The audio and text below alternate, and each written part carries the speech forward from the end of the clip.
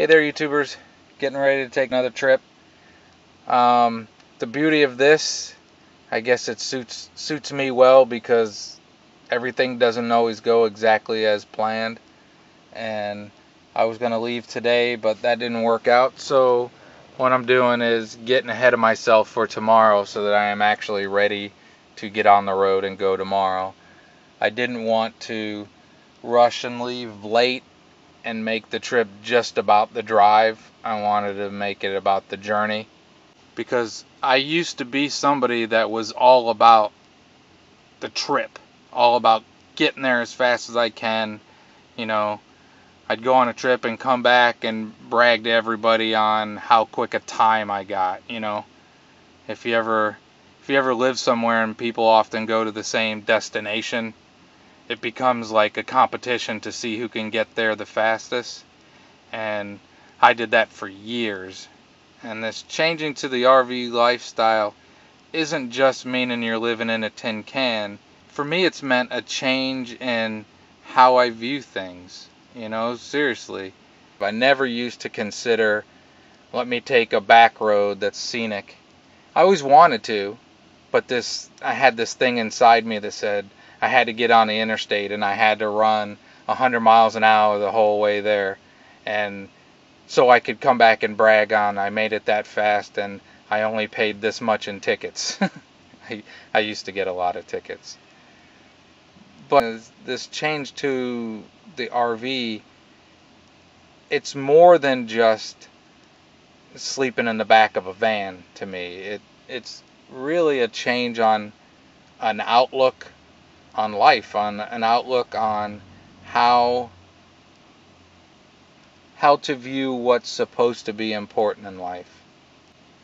And so because today got off to a slow start and I was behind schedule, I was real close to just throwing everything in here and turning the key and putting my foot down and really getting going. And I actually think that I'm adapting to this. And I stopped myself and said, what's the difference if I go today or tomorrow? If I go tomorrow, I'll get a better start, I'll be calm, and I'll enjoy it. You know, I had a car that I spent 3 years and never was passed. That's stupid. Then I thought it was cool, and you talk about it like you're bragging.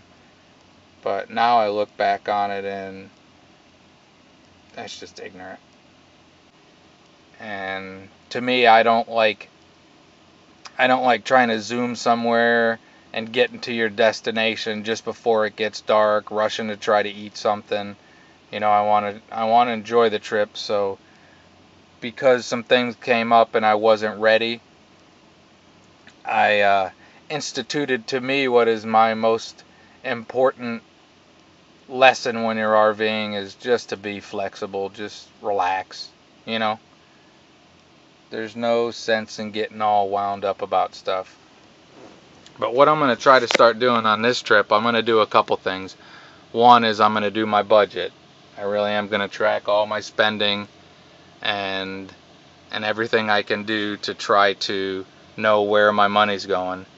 But I'm also going to, because I'm not an organized person, I'm not really very good at being organized, obviously, or being aware of things that those that are organized might come by naturally. I know that I carry a lot of stuff which just turns up being weight in my RV that I never actually use. So what I'm going to try to start doing is I'm going to keep a list. And in that list I'm going to try to note what I use and what I don't use.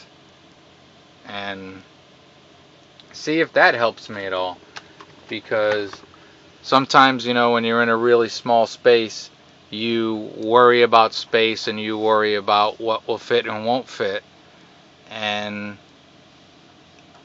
if a third of the stuff I'm carrying I'm never actually using, well, then I'm wasting that space and wasting that weight, which turns into gas mileage, yada yada yada. The whole thing comes crashing down. So I'm going to try to get a handle on what I actually need to take with me when I go RVing. What I have here is a book that I keep. I think I mentioned in the earlier videos, and in all my vehicles, I always kept a ledger. But I made a change to this now. So what I'm start doing is not only just listing, the miles and the miles per gallon that I got on a tank of gas. I'm also going to start keeping track of how much I paid per gallon and how much total I put in the tank each time. And I don't know if that's going to make any difference, but that's an idea that I have to keep in my book. And keeping a track of what your actual costs are. I've always put in before, like when I've had maintenance done on a vehicle and all that good stuff. Well, now adding how much I'm paying per gallon and how much I put in each tank, I'm also going to put, if I did maintenance, how much money it cost me, whether I did it myself, how much the parts cost, or if I needed somebody with a lot more knowledge and expertise than myself, then, tracking down how much money I spent. When you're living on a limited budget and you're trying to do as many cool things as you can, having an idea of where your money goes is always a good idea.